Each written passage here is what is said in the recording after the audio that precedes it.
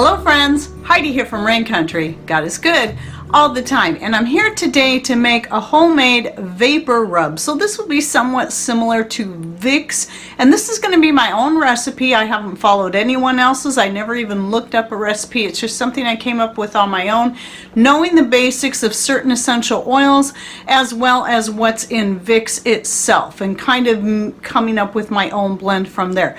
Now, it's really important that you look into each one of these ingredients, because some people can't have or use some of the things I'll be using in there. So you got to sort of look at who you're going to be using it on, whether it be yourself or a family member, someone elderly or a child. Look up each one and read about the safety precautions for each that you're going to use. And the amount that I'm going to be using in these is going to be a little on the higher side.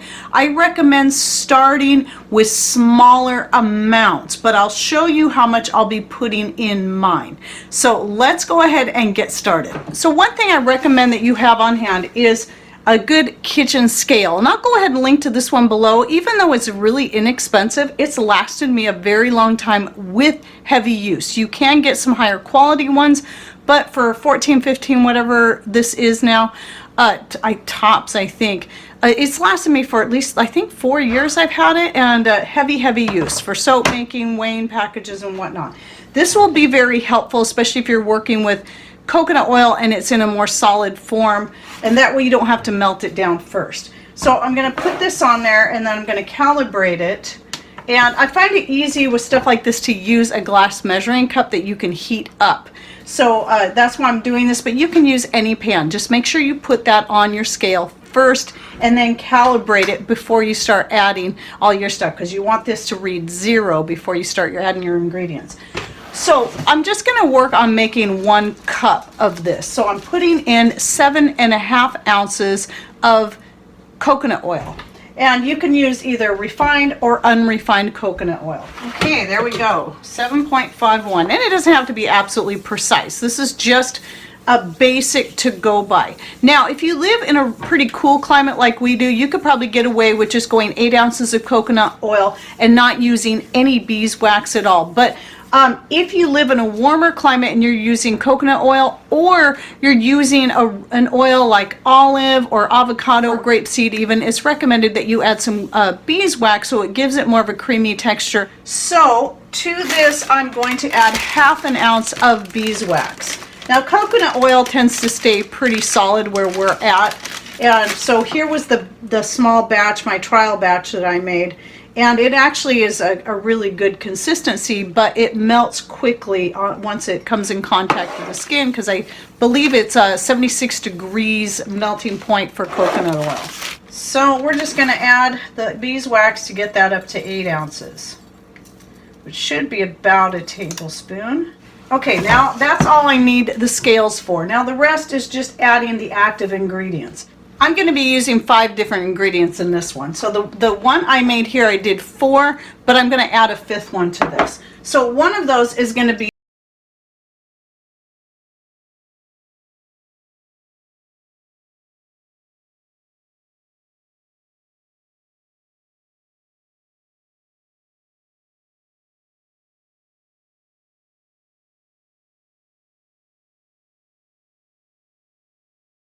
and I'm going to be doing about a teaspoon tops each of the different essential oils. So I'm starting with thyme oil. I guess I'm using a tablespoon, but I'm only filling it up about 1/3 of the way because there's 3 teaspoons in a tablespoon. Camphor. Now remember, for you, you might want to start with a few drops of each, and the menthol crystals, you might want to start with much smaller amounts first. And then teaspoon of eucalyptus. Now, thyme is the one that I'm adding to this that I didn't put in the initial batch, but this one here smells just like Vicks. But Vicks does actually have thyme oil in it. And then the menthol crystals. Now, I will link to all of these ingredients down below. I actually just purchased a different one that's actually a better value than this one, so that's the one I'll link down below. I'll show you what these look like up close. I should take a picture of them and insert it as well. So I'm going to put a heavy teaspoon of those. Menthol crystals are very powerful. So Those are one thing you might want to be a little careful with. I use those though also in my muscle rub recipe, and if you're interested in that, it's been a great one. Muscle and joint rub. I came up with it about 5-6 years ago. Maybe, no, I think it was longer than that, closer to 8 years ago, and I've improved it as I've gone along. But anyway, I do have a recipe on that I'll link to. So now the next thing I want to do is put this on a heat source, and since this is glass, I'm going to start the heat off on low, and all I want to do is melt this through. Now all of these, the beeswax is the one that's going to take the longest to melt. The menthol crystals will melt at a low heat, just so right around 100 degrees, a little bit more than that. I think it's 95 to 107 degrees that the menthol crystals will melt. We know coconut oil melts at 76 degrees, and then beeswax takes a little bit longer. So but heat it slowly, and then you may want to stir it. That will help speed up the beeswax melting in there. All right, so my blend here is all melted together. It's not very hot, but still, I did go ahead and warm this jar a little bit beforehand, so I don't have to worry about cracking it when I pour this in here.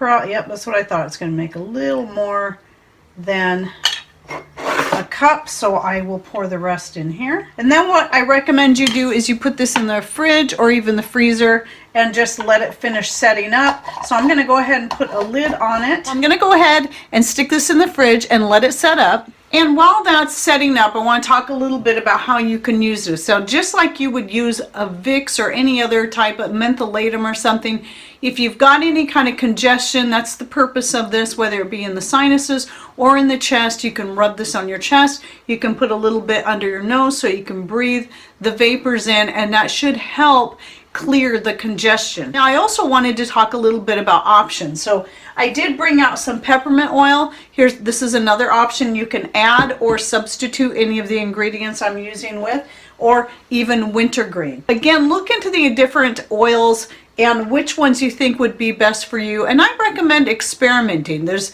so many different ways that people can make their own kinds of home medications that are going to suit them. This is just my way. This is just the one I came up with. It doesn't mean it's the one right way. So you can take this recipe and sort of expand on it or tailor it to suit your needs, whether it be you want to use beeswax at all, just coconut oil, maybe add a little shea butter to it, or mango butter, whatever works best for you. So I'll be back in a little bit when that's set up so that we can see the consistency and texture of it, because really this one is an experiment with the amount of beeswax that I used. Where I already knew that the one I started with, what that felt like, and that would work, I did still want a little more solidity to it, and so that's why I'm hoping this amount of beeswax will work. And then we'll find out if, again, according to your climate and how warm your house or your area is, you may want to add more or less, or just use a totally different types of oils. Okay, well, finally set up. It took a while, and I might have got it a little bit too cold, but best I can tell from this, the consistency is pretty much perfect. So sometimes you'll find it might take a full day, even in the refrigerator, for you to be able to get, for it to fully set the way you want it to. But I'm liking this blend. Again, I recommend playing with the amount of beeswax and according to where you plan on keeping it. When I went to test this in the in-between while it was starting to set, I did a little test too to see how strong it was and realized it wasn't near as strong as the first batch I made. So what I did was I actually kind of remelted it down a little bit, which is part of the reason why it took so long, and then doubled the amount of everything.